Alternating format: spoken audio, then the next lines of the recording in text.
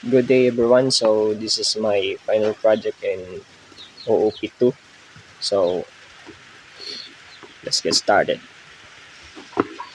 So first is nagamata og database which is name user DB and then table na users. Then next is there is a NetBeans.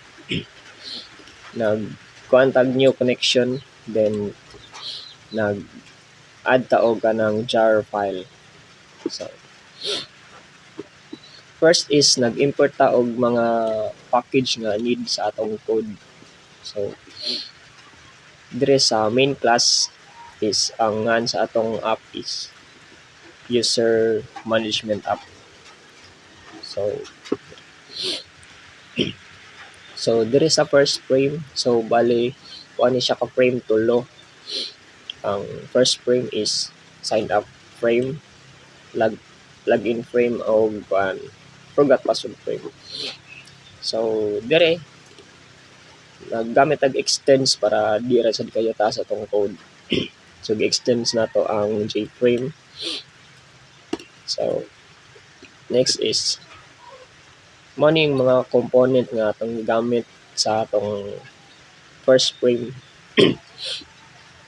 which is JText field sa first name, last name o username. JPassword field sa password o JButton sa atong sign up button.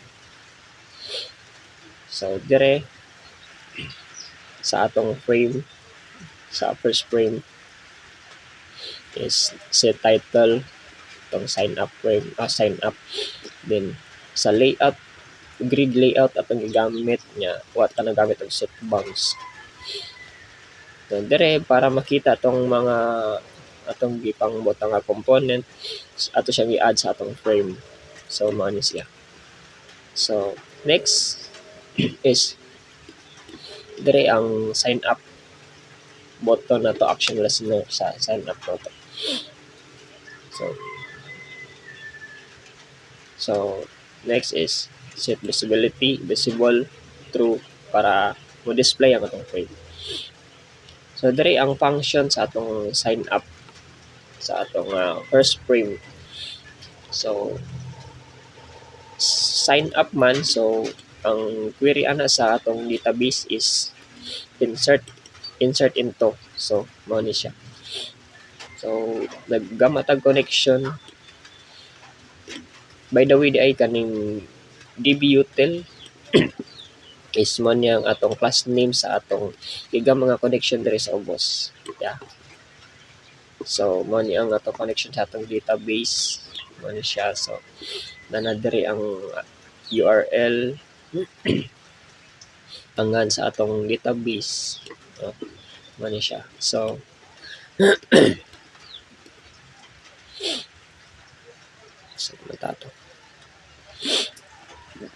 So dire is sign up. So need nimo i input ang data sa upat: first name, last name, username o password. So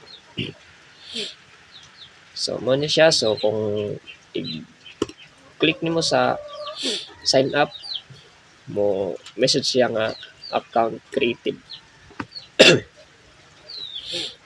Then iyang i-dispose inigkahuman niya sa igka-create niya sa sa account, i-dispose niya din mo adto siya sa login frame which is mounting a frame 2. So sunod nga frame is login frame. I-extend gyapon nato ang JFrame. So dire same component ra gihapon natong gigamit which is JPassword field, JText field, JButton. So dire button sa button na to is tulo ka button ang nakabutang sa ikaduha nga frame which is login, forgot password, and delete. Mahibaw na natong function na natad. So sa login frame, same ra gyapon nag-grid layout. Sige, add na to ang mga component para mo display. Then dire sa action listener sa login frame, mupindot tag login, mo login siya so matik na. Pero mo pindot ta og forgot password, which is dire forgot password. Iyang i-dispose ang login frame nato og mo adto siya sa line nga frame, which is ang forgot password frame nga ikatulo nga frame. Iyang i-dispose ang login dayon mo adto siya sa frame nga forgot password frame. Next is delete. Matik na og sakto ang imong mga credentials na input dito mo to man iyang i-delete. Then set visible true para makita natong frame. Next is there is a login. So function sa login. So mo ni siya ang login kay select sa query sa nato sa kuan sa database is select from. Select all from. So mo na to connection. So ang class na to nga dbutel get connection. So dire imong i-input ang upat gihapon ka kuan at kadita dire ang first name, last name, username og password. So natay condition dire. Kung sakto ang imong kuan, imong ma-input na imong nahimo ganina sa sign up, sakto, so login successful. Kung dili gani na kay sayop, bisag usa lang, bisag asa ato nga credential, incorrect credential yang ila. So na siya error message. So dire nga section is ang function sa kuan sa delete nga button. So same ra gyapon, create a correction nga ang query sa delete from nya asa na to, asa nga kuan nato i-delete sa user man. So delete from user. Dire ang kuan gyapon nimo tong upat ka data, first name, last name, user o password. So condition if sakto gani account deleted og sayop gani wa niya nakita sa atong database, so no matching account found, so wala niya nakita, so wala siya ma-delete. So sayop mo pagka-type baron ganun. So last frame ang forgot password frame. Mo na siya ang last na to nga frame. So forgot password frame nag-extend gyapon ta sa JFrame. Then same lagi pa itong mga component gigamit, JText field, password field, JButton. Sa submit. Sa dire nga section is ang function sa forgot password. So same gapon grid layout, i-add na to para nakita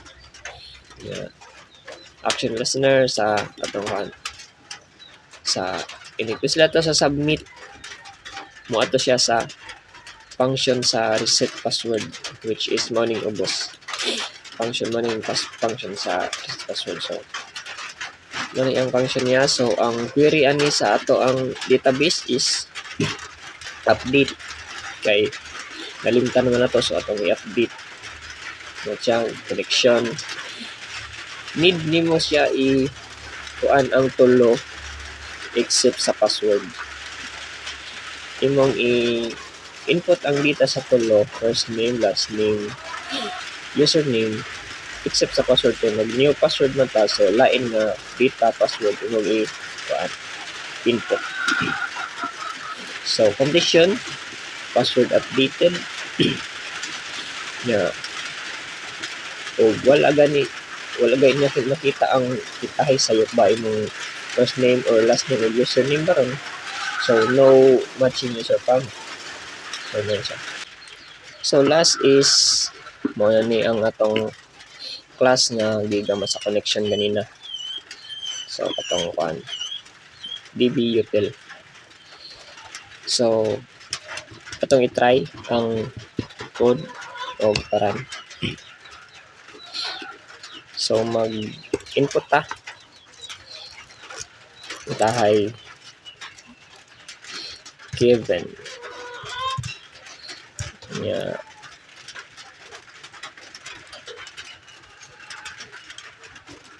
Morgan. Username niya kay KM123. Then password kami bahala password ha. 1 ABC 456. So sign up ta. So man siya, mo message siya account created. So tan-aw nato dire sa atong database. So dara si Kevin Morgan mo na siya. So password atong gibuhat kanina. So ato nang i-login siya. Login nato siya si Kevin Morgan. KM123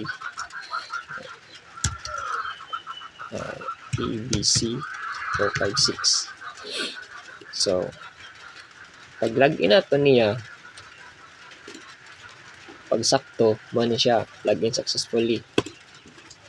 Pag sayop gani atong i-set ni Morgan atong login, mo error siya, mo na siyang incorrect credential. Bisag asa na nila nga kuan nga sagasa ni nga part nga kuan naisayop isa mo error siya. So atong i-forgot kintahay nalimtan nato ni nga account. So ato ni forgot. So Kevin ang password man ato forgot Kevin Morgan KM123. So sa password is nalimtan na to atong butangan na new password man na. So atong butangan 1 2 3 4 ka 0. So submit. So password updated. So i-dispose niya mo balik siya sa login. So dire sa database atong i-check kung nausog ba. So ito nausog siya ang password 4 ka 0. Next is atong i-delete kani si Kevin atong i-delete nga account. So Kevin Morgan KM123 yeah 4 ka 0. So delete account deleted. Check na to kung na-delete ba. So yun, pag-delete siya. Then na to. So kani ato ning soyag forgot kani nga account nga akong igama kaganina. So need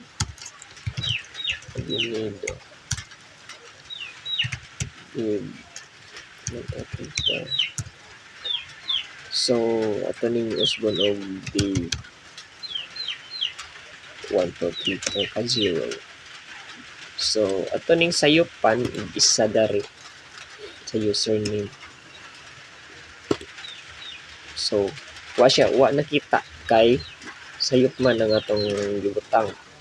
So no user found kay 3 raman niya 4 man ni. So ato na siyang i-sakto. Updated na ang password na to. So ang password is dev ngani niya dispose niya aring nga frame refresh na to. So, nausog na ang password. So, pwede na ito i-login diri. Dito.